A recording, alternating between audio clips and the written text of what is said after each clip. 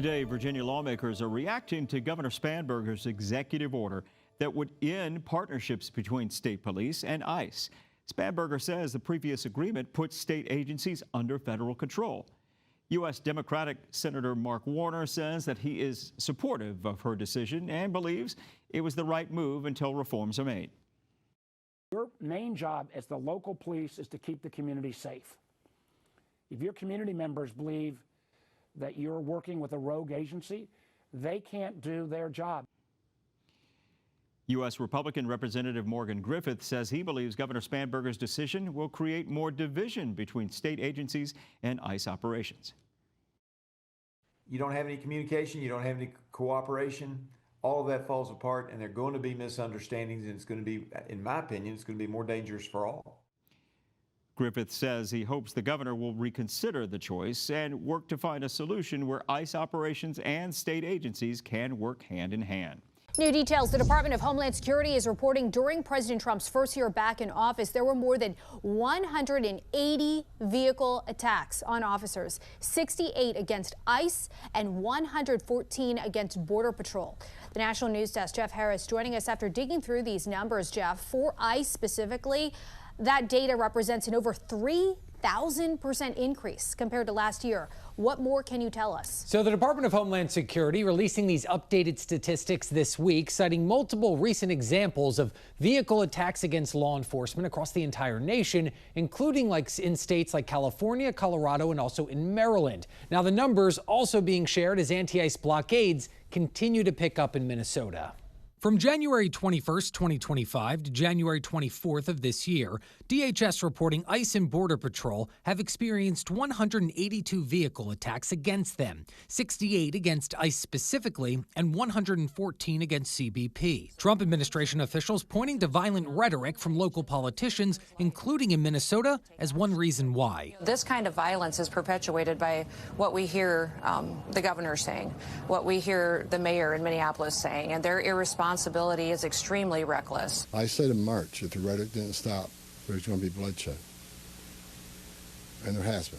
These new numbers come the same week DHS announced that federal law enforcement officials have arrested over 4,000 illegal immigrants in Minnesota since launching Operation Metro Surge in late 2025. White House Press Secretary Karoline Leavitt saying in part, quote, Democrats opened our borders and allowed vicious criminals, including murderers, rapists, gang members, and terrorists to invade our communities. President Trump is reversing that horrific damage and removing these threats from our country. Meanwhile, Minneapolis Mayor Jacob Frey recently avoiding a question when asked if it was good policy for jails to honor ICE detainers, and specifically why the city is refusing to cooperate with a measure that was once standard under the Obama administration. Big picture, do you think it's good policy for the jails to follow an ICE detainer and hand someone over if they've committed a crime? I mean, look, you're asking all the right questions here. And while I don't have full expertise in how the operations at the jail are conducted, again, that's not our jurisdiction. Now, in some other Democratic states, officials are also taking steps to create distance from ICE operations, including in Virginia, where Governor Abigail Spanberger ordered state law enforcement agencies to dissolve any partnership agreements with federal immigration enforcement. Sadly, the bad tactics, the bad training, the bad vetting that we have seen or witnessed or perceive in places like Minnesota, that is degrading trust in law enforcement. Now in Maryland, both chambers in the state's General Assembly also approving legislation this week that would end agreements allowing 8 jurisdictions to work with federal immigration authorities in detention facilities, but that legislation still needs to be signed by Governor Wes Moore. Reporting for the National News Desk, I'm Jeff Harris. Good evening. Thanks for joining us for KT News at 11. I'm Deborah Knapp.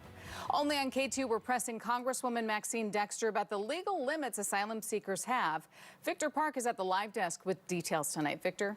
And good evening there, Deb. Representative Maxine Dexter is in Texas advocating for the release of the 7-year-old girl and her parents. Tonight, the Department of Homeland Security is saying anyone seeking asylum can legally be detained. Multiple reports say on January 16, a child was outside a hospital in East Portland seeking treatment for a nosebleed that wouldn't stop. DHS says Border Patrol agents detained the 7-year-old girl along with her mother and father. DHS confirms the family entered the U.S. in 2024 through the CBP One app. They say, quote, "The law requires those in the country illegally claiming asylum to be detained pending removal." Legal experts say asylum seekers can legally be detained during the process. Congresswoman Maxine Dexter is in Dilley, Texas, where she says the family is being held. The executive branch basically does have the authority to decide how the asylum process works. So what is being done here that you are trying to challenge? So one, there have been multiple courts that have established that this is not consistent with the law. These are active asylum seekers who have followed the law. Republicans argue just like the Biden administration changed the process, the Trump administration can do the same. So what are you doing to try to change that? We know the Flores settlement established that 20 days is the duration, the maximum duration acceptable for keeping a child in detention. Today is 20 days that Diana Crespo has been detained. Multiple federal judges have released detainees due to alleged inhumane conditions at detention centers, and DHS confirms there is an active measles outbreak in the Dilley, Texas detention center. And I should note that the Gresham family is being held at the same detention center 5-year-old Liam Gonejo Ramos and his father were sent to before a judge ordered their release. Dexter says it is that kind of congressional pressure she is aiming for. At the live desk, I'm Victor Park, K2 News. Victor, thank you. Maine Senator Susan Collins breaking ranks with many of her Republican colleagues, saying the immigration surge in Maine was, quote, way out of hand. Senator Collins says she came to that conclusion after seeing stories of immigrants detained here in Maine who believed they were in the country legally with valid work permits. Now, despite that paperwork, some of them were detained, with many still in custody.